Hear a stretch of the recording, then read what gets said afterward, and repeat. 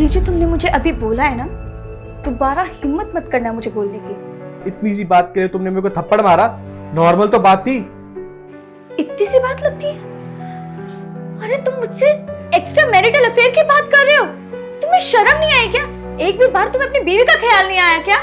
अरे मैं नहीं करता उससे प्यार, और तुम क्या बोल रही हो? तुम्हारा पति भी तो दुबई रहता है ना। अरे मेरे पति दुबई में रहते तो क्या हो गया?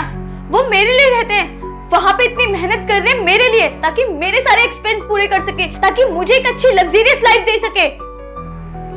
तुम जैसे घिनौने लोग क्या कुछ समझ बैठते हो, और तुम ये सोच रहे हो कि वो वहां मेहनत करे और मैं यहाँ उन्हें चीट करूं? सोचना भी मत। पूजा, ये सब नॉर्मल है यार, ये सब करते हैं शादी के बाद, और थोड़ा क्वालिटी टाइम स्पेंड कर लेंगे तो इसमें कौन सी बड़ी बात हो गई।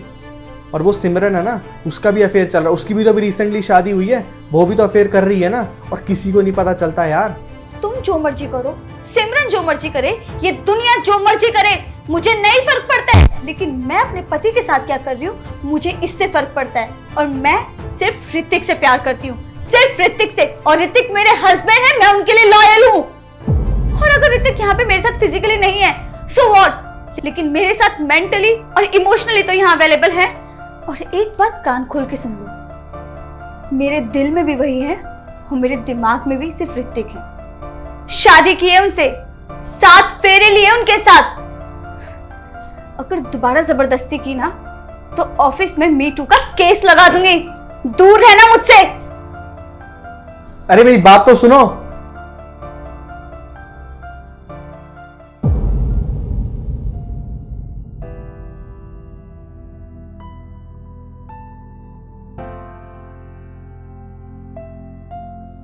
एक बात बताओ कि जो वो 1 महीना पहले हुआ था, तुमने मुझे तब क्यों नहीं बताया? आज बता रही हो तुम मुझे। और जो तुमने किया ना, बिल्कुल सही किया, क्योंकि ऐसे लोग के साथ ना ऐसा ही होना चाहिए। मैं तुम्हें पहले भी बता देती, लेकिन मैंने बस इसलिए नहीं बोला आपको। आप बाहर रहकर ना परेशान हो जाते, पैनिक हो जाते, और मुझे तो ऐसा लग रहा था कि सब काम काज छोड़कर ना यहाँ जाते। अरे कुछ भी हो तुम मुझे कभी बता सकती हो, पति हो तुम्हारा, किसको बताओगी? अच्छा ऋतिक, वैसे एक बात बताओ, तुम मेरे से इतने दूर दुबई में रह रहे थे, तो तुम्हारे मन में कभी ऐसा ख्याल नहीं आया कि शायद पूजा घर पर रह के कहीं मुझे चीट ना करे? नहीं, एक पल के लिए भी नहीं, क्योंकि मुझे तुम पे पूरा भरोसा है। और पता है पूजा, ये जो चीटिंग होती है ना, कोई मजबूरी नहीं होती कि इंसान मजबूरी में आके करता है। Cheating is always a choice, जो इंसान सोच समझ के करता है। और जिसकी फितरत होती है ना चीटिंग करना, उसको आप कितना भी कंट्रोल कर लो, कुछ भी कर लो, वो चीट करके रहता है।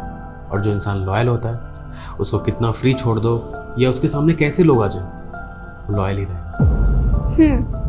ये तो तुमने बिल्कुल सही बोला कि चीटिंग करना ना एक चॉइस है।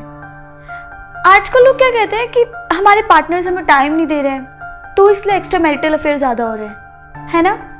उन लोगों को वो बताए कि जब पहले के लोग, उनके हस्बैंड लोग शहर जाते थे, 1-1, 2-2 महीना बाहर रहते थे, अपने घर से काम करते थे, उनकी वाइफ गांव में रह के उनके परिवार का, उनके माँ बाप का कैसे ख्याल रखती थी और अपने पतियों के आने का इंतजार करती थी। और आज के टाइम पे साथ में रहकर भी चीट कर रहे हैं। तुम सही कह रही हो।